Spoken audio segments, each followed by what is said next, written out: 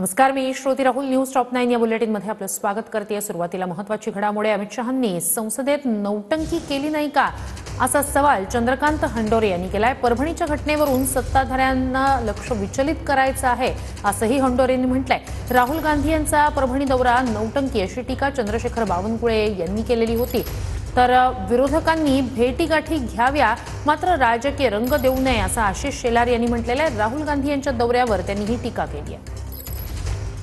राहुल गांधीजी जर उद्या येऊन नौटंकी करत आहेत असं जर तुमचं म्हणणं आहे तर मग अमित शहानं काय केलं मग तिकडे पार्लमेंटमध्ये? असे लोक वक्तव्य करतायत तर याचाच अर्थ असा आहे की शहानी जे स्टेटमेंट केलं किंवा परभणीत घडलेली घटना आहे ही त्यांना डायव्हर्ट करायची आहे. म्हणजे ह्या संविधानाबद्दल ते जे काय बोललेले आहेत ते सगळं त्यांना डायव्हर्शन द्यायचं आहे आणि अशा पद्धतीने राजनीती करायची आहे. ह्याच्या पलीकडे दुसरं काही नाही.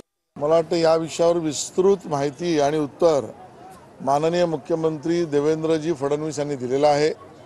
या सगळ्या विषयाला घटनाक्रमाला एका अर्थाने राजकीय रंग लावून अशांतता पसरवणं हे सर्वांनीच टाळलं पाहिजे.